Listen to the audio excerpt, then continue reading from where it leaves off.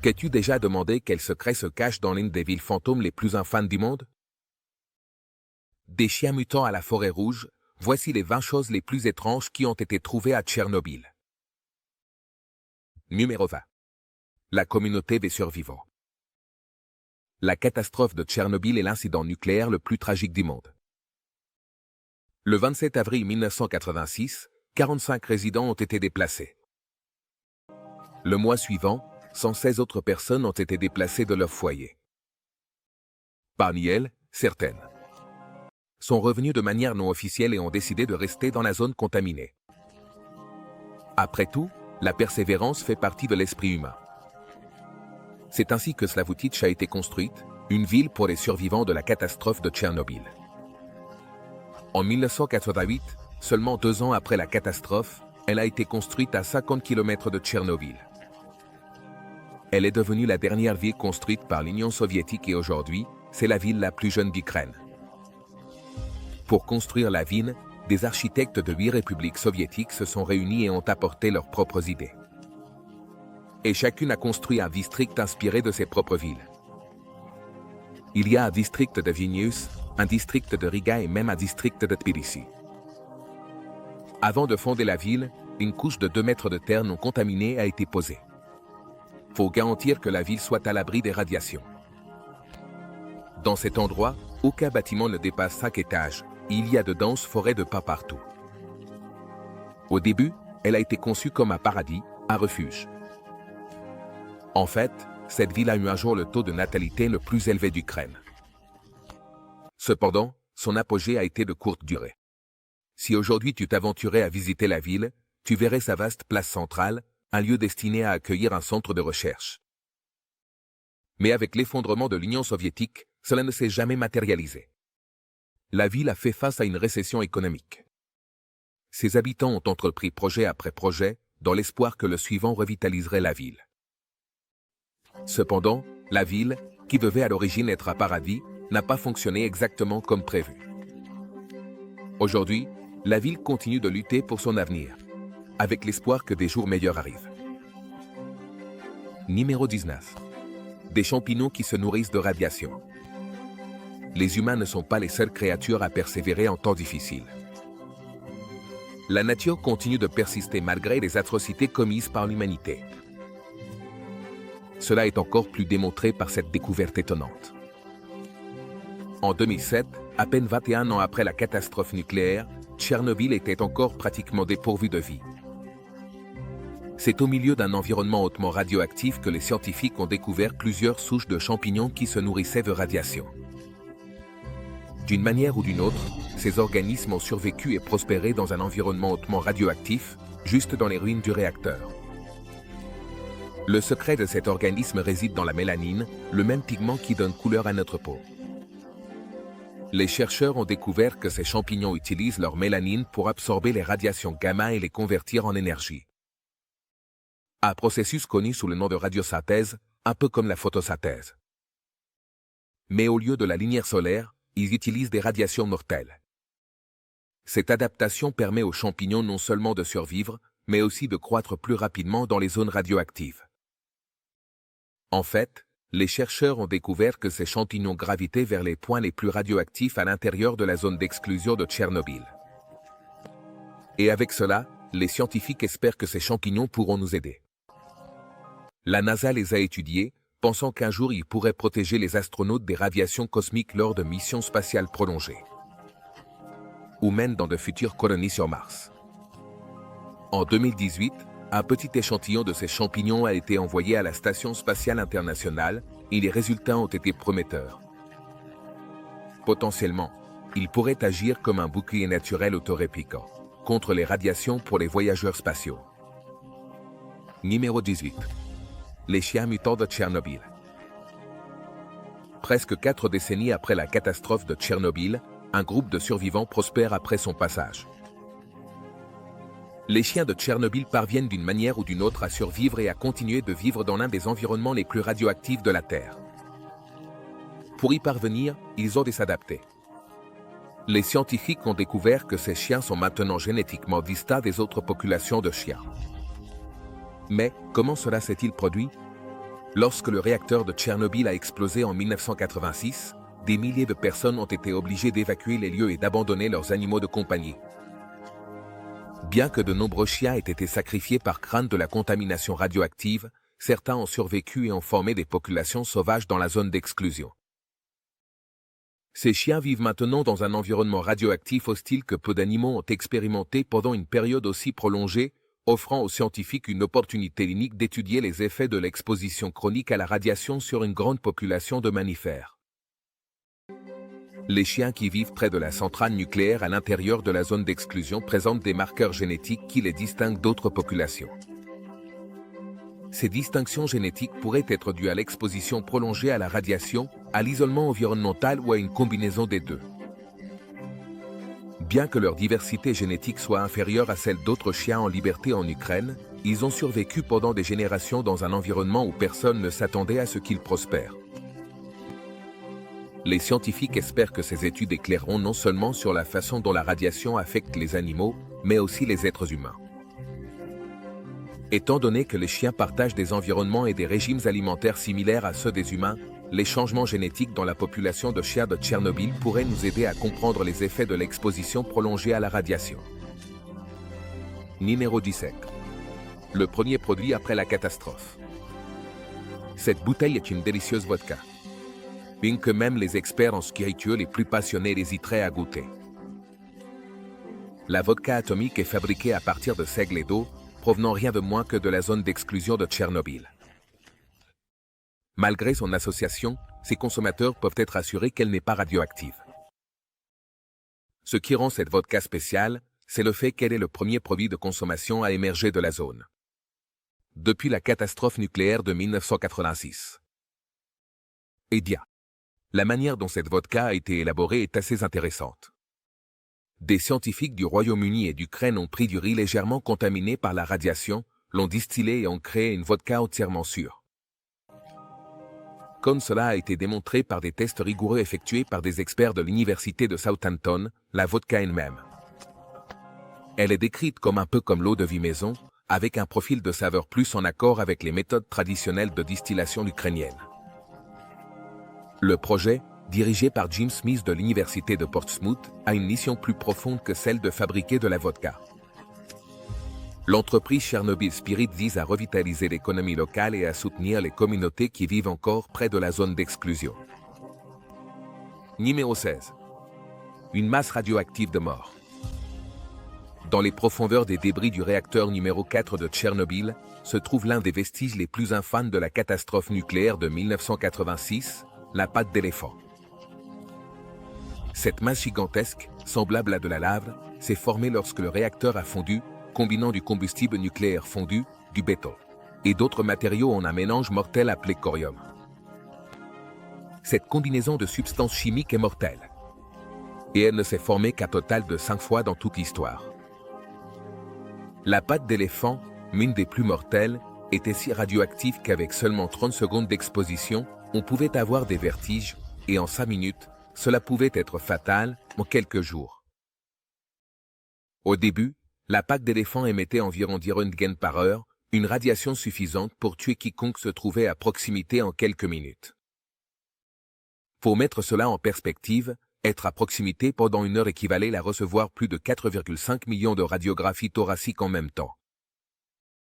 Même à distance, ce corium énorme, d'environ la taille d'une personne, était une force mortelle qui nécessitait une extrême précaution rien que pour le photographier. Malgré sa terrible létalité, la patte d'éléphant n'était pas entièrement composée de combustible nucléaire.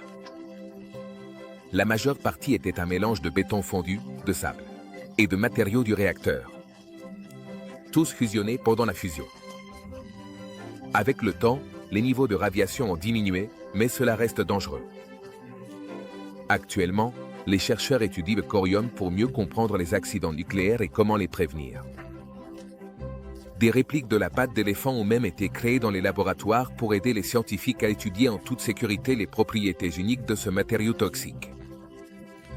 Numéro 15. Vers avec des super-pouvoirs. Des scientifiques de l'Université de New York ont étudié des vers qui vivent près de la zone d'exclusion de Tchernobyl, et ce qu'ils ont découvert est assez surprenant. Il s'avère que dans les profondeurs de la zone radioactive de Tchernobyl, il y a des vers avec des super-pouvoirs. Mais pas ce que l'on croit. D'une certaine manière, malgré le fait de vivre dans un sol radioactif avec des créatures qui creusent jour après jour, les génomes de ces nématodes restent remarquablement intacts, ce qui signifie qu'ils sont naturellement résistants à la radiation, à laquelle ils ont développé une résistance au fil du temps. La reproduction rapide de ces vers, qui leur permet de passer par des dizaines de générations en un court laps de temps, a offert aux scientifiques une fenêtre unique sur leurs adaptations évolutives. Alors que d'autres animaux de la zone ont montré des signes de mutation génétique, ces vers semblent avoir développé une capacité remarquable à protéger et réparer leur matériel génétique. Aujourd'hui, ces vers, apparemment insignifiants, ont intrigué les chercheurs qui espèrent apprendre d'eux pour survivre à la radioactivité. Numéro 14. Les loups mitons de Tchernobyl, qui sont immunisés contre le cancer. En plus des chiens, il y avait aussi des loups vivants aux alentours de Tchernobyl. Et eux aussi, tout comme leurs parents domestiques, ont développé une capacité extraordinaire qui les a aidés à survivre dans un environnement radioactif. Résistance au cancer? Oui, c'est exact. Après avoir été exposés à des niveaux élevés de radiation pendant presque 4 décennies, ces loups semblent avoir développé des mutations génétiques qui les protègent de développer un cancer. Les scientifiques qui ont suivi les loups avec des colliers GPS ont remarqué pour la première fois que les animaux se sont adaptés de manière remarquable. Les chercheurs croient que le système immunitaire des loups s'est adapté de manière similaire aux patients atteints de cancer qui subissent une radiothérapie. Leur réponse immunitaire semble se défendre contre les dommages de l'ADN, ce qui conduit généralement au cancer chez d'autres espèces. Les loups vivent dans un environnement où les niveaux de radiation sont 6 fois plus élevés que ceux considérés comme sûrs pour les humains. Malgré cela, ils semblent prospérer et ne montrent pas de détérioration significative de leur santé. Une analyse génétique a révélé des mutations dans l'ADN des loups qui pourraient offrir une forme de résistance au cancer. Cette avancée pourrait avoir des implications considérables pour la recherche sur le cancer chez les humains. Si les loups sont capables d'une telle adaptation, peut-être que grâce à la recherche, nous pourrions découvrir comment l'humanité pourrait y parvenir également. Numéro 13. Le sarcophage est la plus grande structure terrestre mobile du monde. À Tchernobyl, il y a un sarcophage, mais il ne ressemble en rien à ceux que l'on voit en Égypte. Plus qu'une relique laissée par une civilisation ancienne, le sarcophage est le dernier espoir de l'humanité pour contenir une erreur mortelle. La conception de cette structure a commencé le 20 mai 1986, seulement 24 jours après la catastrophe. Sa construction, cependant, a duré 206 jours.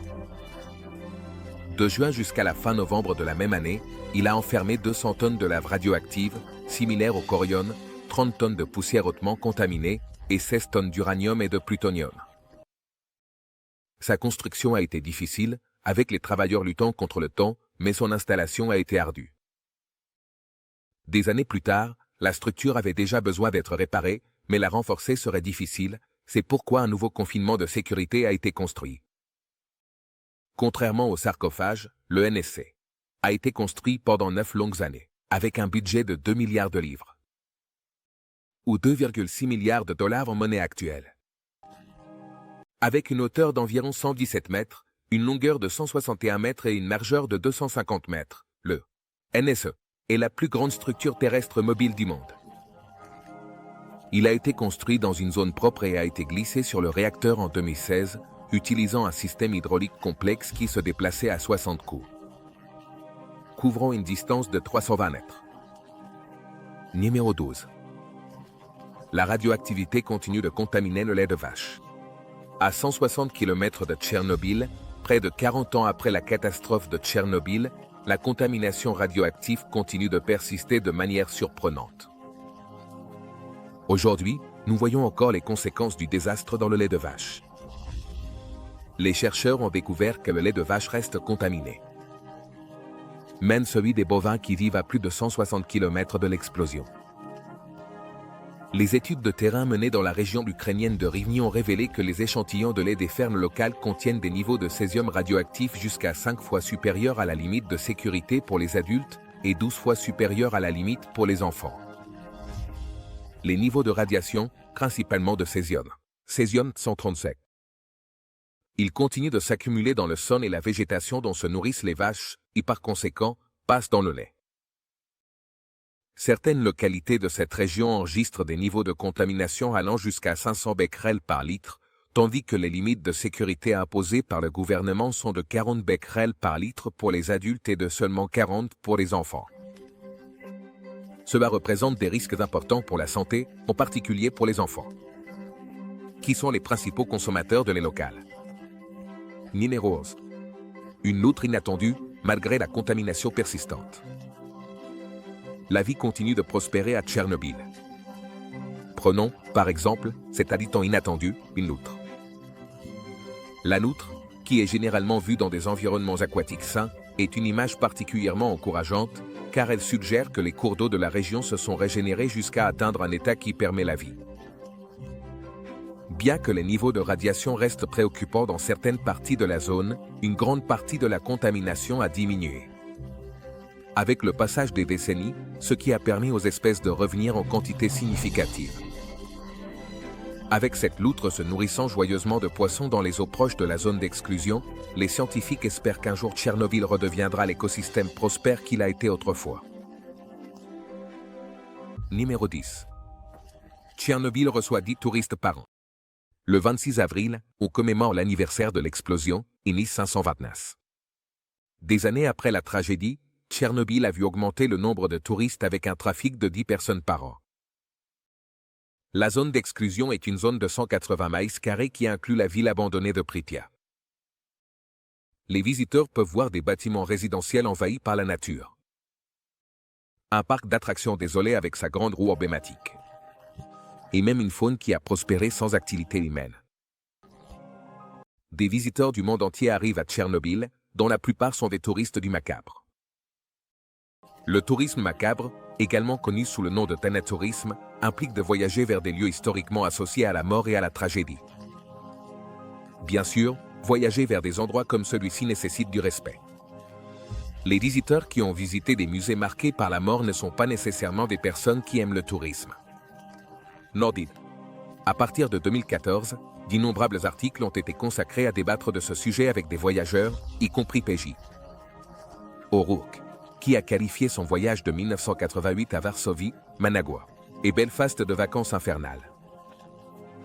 De nos jours, il existe de nombreuses sous-catégories autour du tourisme sombre, mais le plus important est que visiter des lieux comme Tchernobyl ou le parc mémorial de la paix d'Hiroshima, au Japon, devrait exiger le plus grand respect.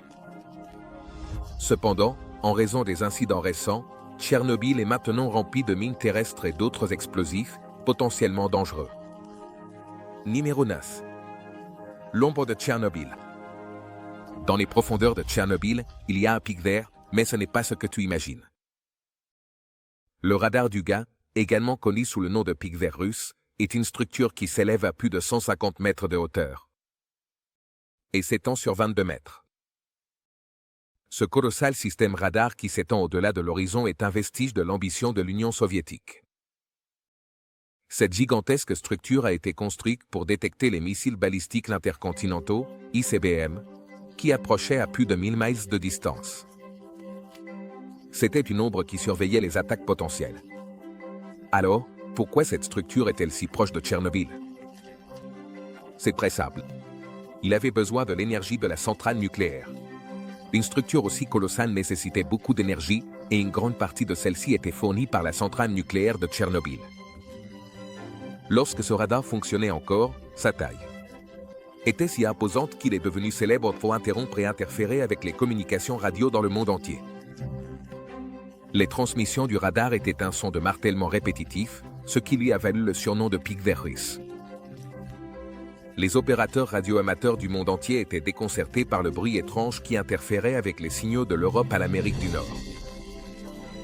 Malgré les nombreuses théories du complot sur son objectif, il a finalement été découvert qu'il faisait partie du système de défense antimissile de l'Union soviétique. Le radar du Gaz a été actif de 1976 jusqu'à la fin des années 1980, peu après la catastrophe de Tchernobyl, lorsque le site a été abandonné. Numéro 8. Les bateaux abandonnés de Tchernobyl. Dans les eaux inquiétantes près de Tchernobyl, il y a une flotte de bateaux rouillés. Ce cimetière de bateaux se trouve dans les bras morts du fleuve privé. Lorsque la catastrophe s'est produite, en 1986, ces bateaux ont été abandonnés. Ces bateaux, qui étaient autrefois utilisés pour le transport, ont été jugés inutilisables. Certains d'entre eux ont été récupérés et démantelés, tandis que d'autres sont restés piégés au mauvais endroit au mauvais moment et ont été gravement contaminés par la radiation. D'autres ont été amenés intentionnellement sur place pour aider au nettoyage, mais ont été abandonnés une fois leur travail terminé. Au fil des années, ces bateaux ont lentement succombé à la décomposition et leurs coques rouillées ont commencé à sombrer dans les eaux troubles du fleuve. Certains de ces bateaux ont même été utilisés pour transporter des déchets radioactifs, scellant ainsi leur destin en tant que résidents permanents de la zone d'exclusion. Numéro 7. Nourriture cultivée à Tchernobyl. 3 décennies après la catastrophe, les chercheurs sont retournés à Tchernobyl pour étudier les cultures cultivées près de la zone d'exclusion. Ils n'ont fait que confirmer leur hypothèse. La radioactivité à cet endroit s'est maintenue pendant des années. Prix de cultures comme le blé, l'orge, le seigle et l'avoine ont continué à absorber des isotopes radioactifs comme le césium-137 et le strontium-90 qui ont été libérés lors de l'explosion de 1986. Ces isotopes se trouvent encore à des niveaux dangereux dans plusieurs produits alimentaires, y compris les céréales, le lait et les champignons cultivés dans les régions proches de Tchernobyl. Cela reste un problème persistant, car les plantes les absorbent facilement, surtout dans les forêts entourant la zone d'exclusion. Pour les communautés locales, le problème est aggravé par les difficultés économiques qui obligent de nombreuses personnes à dépendre des aliments cultivés localement. Malgré les risques, certains résidents continuent de consommer du lait et du pain contaminés par la radioactivité. Et contrairement aux simples bactéries, qui peuvent être éliminées par la chaleur, cuisiner les cultures radioactives n'éliminera pas leur danger. Malheureusement, avec les programmes de surveillance réduits en 2013, beaucoup de résidents près de Tchernobyl ne savent pas si leurs aliments sont vraiment sûrs. Numéro 6. La forêt rouge. Bien qu'elle soit impressionnante à voir d'en haut et de loin, la forêt rouge, située à seulement quelques kilomètres de la centrale nucléaire de Tchernobyl, est l'une des forêts les plus mortelles de la Terre. C'est l'un des endroits les plus radioactifs de la planète. Depuis la catastrophe, les arbres, qui sont morts presque instantanément à cause de niveaux de radiation 1200 fois supérieurs à ceux qu'un être humain devrait supporter, ont finalement été abattus et enterrés dans le cadre des tâches de nettoyage. Cependant, lorsque la vie a recommencé à fleurir sur le site, les pins aux feuilles brun rougeâtres ont remplacé la végétation autrefois luxuriante. Malgré les tentatives de contenir la radiation, la forêt reste un foyer de contamination. Avec des niveaux de radiation allant de 1 à 10 millisievert par heure, bien plus mortels que la dose qu'un homme peut supporter. Jusqu'à aujourd'hui, la forêt rouge continue de représenter un danger important. Les incendies de forêt, comme celui de 2015, peuvent libérer des particules radioactives piégées dans la végétation, propageant la contamination bien au-delà de la zone d'exclusion. Numéro 5. Le troublant café Périprié. Avec vue sur les environs de la ville de Pripyat. Ce café pittoresque, qui est encore décoré de vitraux, était autrefois l'un des lieux les plus populaires pour les habitants de Tchernobyl. Le café Pripyat, également connu sous le nom de Le Plat par les habitants, était autrefois un lieu de loisirs où les résidents se réunissaient pour prendre un verre, se détendre sur la terrasse ensoleillée ou profiter de balades en voilier pendant l'été. Avec son design circulaire unique et sa terrasse ouverte, il offrait des vues imprenables sur le lac, ce qui en faisait un lieu de prédilection pour les pique-niques et les rencontres sociales. L'une de ses caractéristiques les plus remarquables était les grandes vitraux ornés, représentant des figures abstraites et vibrantes. Même aujourd'hui, il reste des vestiges de ces vitraux colorés, bien que brisés et usés par le temps. Malheureusement, le désastre est survenu, et peu après, le café. Comme le reste de la propriété, il a été abandonné. Maintenant, la nature le reprend peu à peu. Les arbres poussent à travers les fissures du béton, et la côte est couverte de végétation, ce qui fait que le café autrefois animé s'intègre dans le paysage étrangement calme de la zone d'exclusion. Numéro 4. L'ours brun aperçu à Tchernobyl. Pour la première fois depuis plus d'un siècle, des ours bruns ont été vus dans la zone d'exclusion de Tchernobyl. Capturés par des caméras par des chercheurs utilisant des pièges installés pour surveiller la faune, ces créatures montrent que la vie revient lentement dans la zone d'exclusion. Il semble que l'absence d'activité humaine au cours des 3 dernières décennies a permis à la zone de se transformer accidentellement en un sanctuaire pour la faune sauvage. Espérons que cela continue à l'avenir. Numéro 3. Les grenouilles mutantes de Tchernobyl.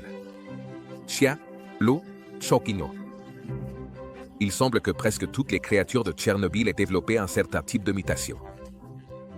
Cela inclut les grenouilles, en particulier les rainettes orientales. En général, ces grenouilles ont une couleur verte, brillante. Cependant, les chercheurs ont découvert que celles qui vivent à Tchernobyl ont évolué pour devenir beaucoup plus sombres, et certaines sont même devenues complètement noires. Tout comme les champignons, ces grenouilles utilisent la mélanine pour se protéger de la radiation. Ce pigment peut absorber et dissiper la radiation, ce qui aide à protéger les grenouilles des effets nocifs de l'environnement radioactif dans lequel elles vivent actuellement. Il est probable que ce processus de sélection naturelle ait commencé peu après la catastrophe de 1986, lorsque les grenouilles à la peau plus foncée ont pu mieux supporter la radiation et transmettre leurs traits aux générations futures. Numéro 2. Les enfants de parents exposés à la radiation de Tchernobyl. Dans une avancée significative pour la recherche sur la radiation, les scientifiques ont confirmé que les enfants de parents exposés à la catastrophe nucléaire de Tchernobyl ne portent pas de mutations génétiques excessives. Cette découverte survient après des années de préoccupation quant à la possibilité que l'exposition à la radiation de l'accident de 1986 puisse transmettre des changements génétiques nocifs à la génération suivante. Pour cette raison, les chercheurs ont séquencé les génomes de 130 enfants nés de parents qui ont été directement exposés à la radiation, soit par des travaux de nettoyage, soit par la proximité de l'explosion. Ils ont découvert que le nombre de mutations chez ces enfants n'était pas supérieur à celui de la population générale, ce qui est une nouvelle rassurante, notamment pour ceux affectés par d'autres incidents nucléaires, comme la catastrophe de Fukushima en 2011. Les résultats suggèrent que, bien que la radiation puisse causer des problèmes de santé, comme le cancer, chez les personnes directement exposées, elle ne semble pas provoquer de dommages génétiques transgénérationnels. Numéro 4. L'homme derrière la fusion nucléaire de Tchernobyl. Anatoly Dyatlov. L'homme qui était au centre du désastre de Tchernobyl reste l'une des figures les plus controversées. Depuis cette nuit fatidique de 1986, Dyatlov était l'ingénieur en chef adjoint responsable du réacteur. 4. Où un test de sécurité de routine a conduit au pire accident nucléaire de l'histoire. Connu pour son style de gestion autoritaire et son expertise technique, Dyatlov a pris plusieurs décisions critiques qui ont contribué à l'explosion du réacteur. On dit que la nuit du désastre, Dyatlov a poursuivi le test de sécurité malheureux, ignorant de nombreux protocoles de sécurité.